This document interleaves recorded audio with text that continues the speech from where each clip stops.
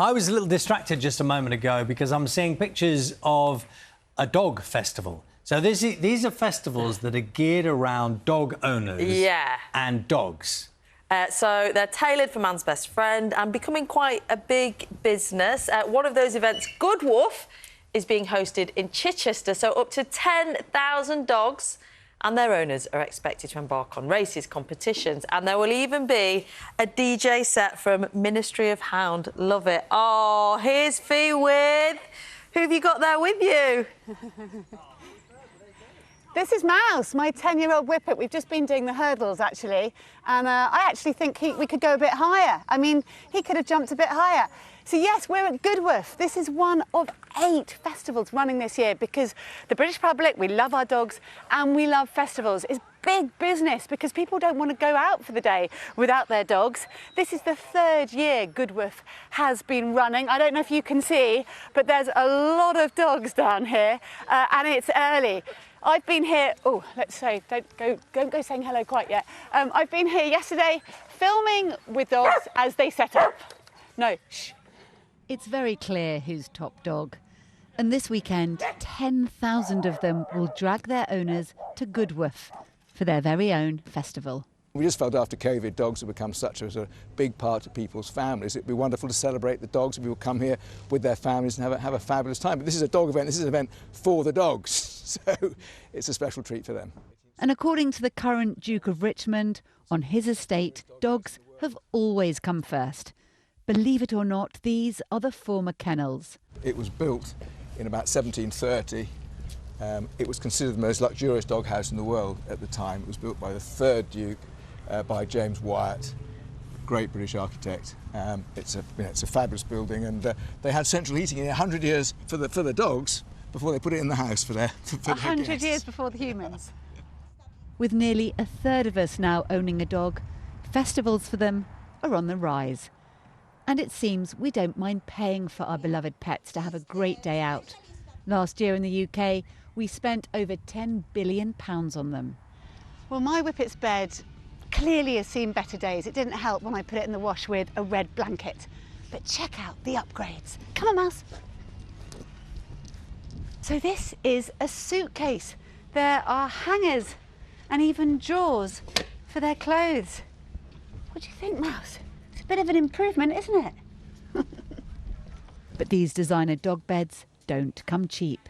This one's expected to fetch over £1,000. The brief for this year's competition is on the move. Kevin MacLeod is head judge. I love this. This is based on the back end of a 1956 car, a racer, yeah, with the number K9. Get it? Yeah, I do. A beautiful thing. Really clever for Goodwood. And through here, we've got, oh heavens. So this is from the architecture practice from last year. Who won? I love that. This is lovely. This is a skateboard. You put the baby there, the child there, the dog somewhere in between. That's the handle. You steer it. You take your entire family and all your dogs with you on a walk through the park. It's a lovely idea. And if you're not in the doghouse, you can dance the day away at the doggy disco or go and catch some acrobatics. Dominic is a pet influencer, followed by millions, who's travelled from Germany with his beloved border collie Ninja, who seems to understand every word he says. Most of the time it's not even about the words, it's about the body language that follows your words. You can just talk normally and your dog will read you, and then you can actually say... Give me a little example. Come here. Or I could switch between English and German. It's hard to give it an example right now because at the end I just need to talk. Steh auf, Fokus und weiter rum und hierher. Und ready und Pikachu und vor... Ja, bitte, und Pikachu, spring hoch, los und weiter runter und Fokus und Sätzchen. How many hours do you spend doing this, training him every day? Because it's not training, it's education, it's all the time. You know, whenever it suits, whenever it fits. There'll be around 72,000 feet here this weekend, but fewer than half of them will be human. What could go wrong? Look at this, a Lido full of so many different types of breeds of dogs. Yes, we are at Goodwoof. We're with Claire this morning. Claire, Thank you. First of all, let's look at your wonderful shirt. You've got to come suitably attired. The main thing is it goes in the washing machine. That might be essential. They're having such a good time. There's all sorts of different things for the dogs to do. They've sort of dreamt up, because obviously it's an Olympic and Paralympic year this summer, they've dreamt up all of these different events. So we've got swimming, we've got hurdles, there's we were a long just having a jump. go on the hurdles. It's just great. So lots of things for dogs to actually try. So it's a much more participatory event than a show. It's not a dog show.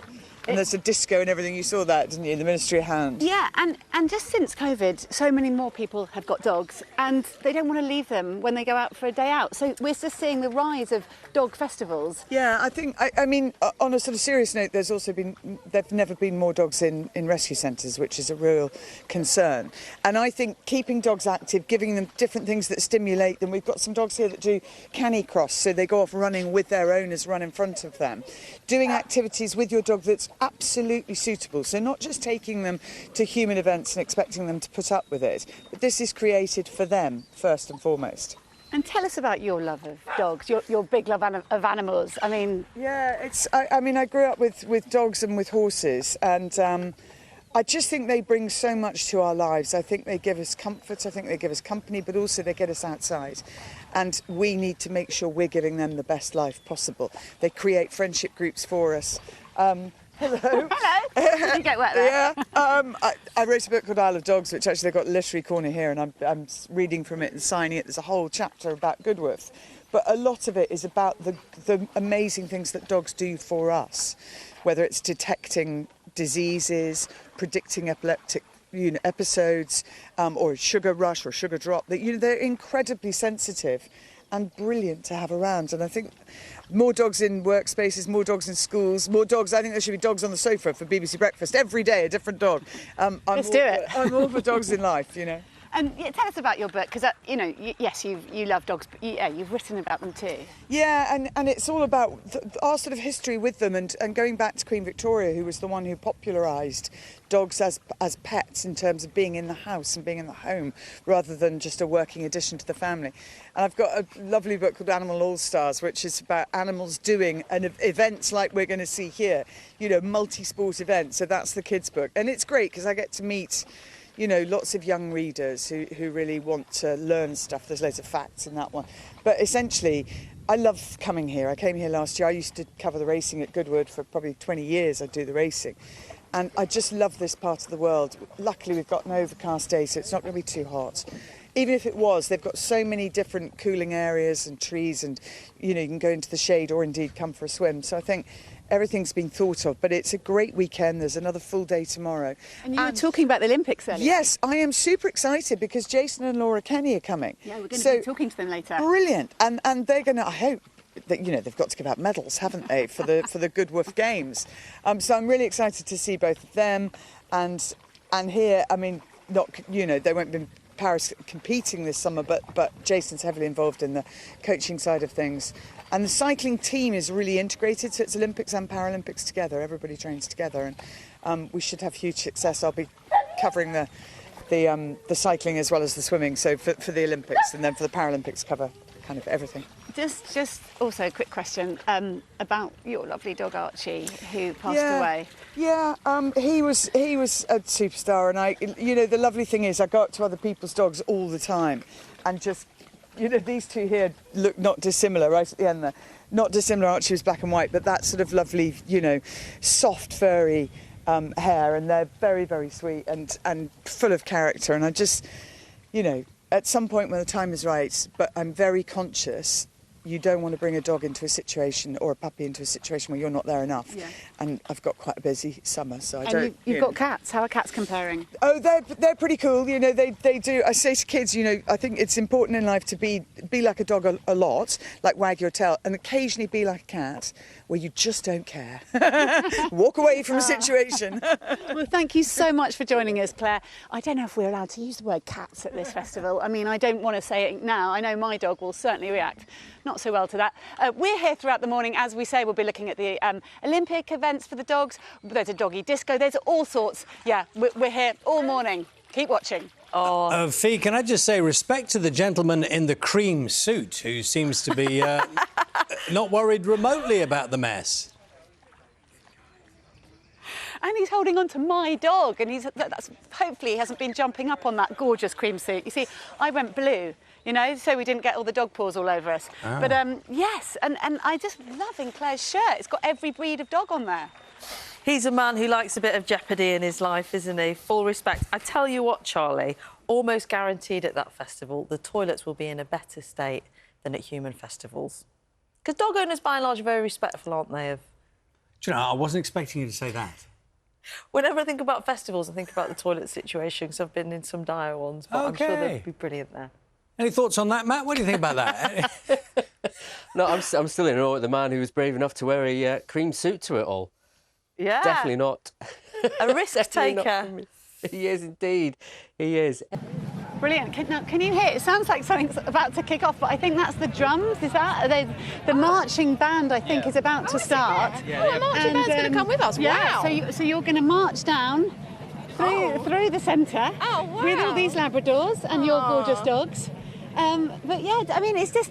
But yeah, is it nicer to have time to do different things like this now? Oh, I can hear the drums.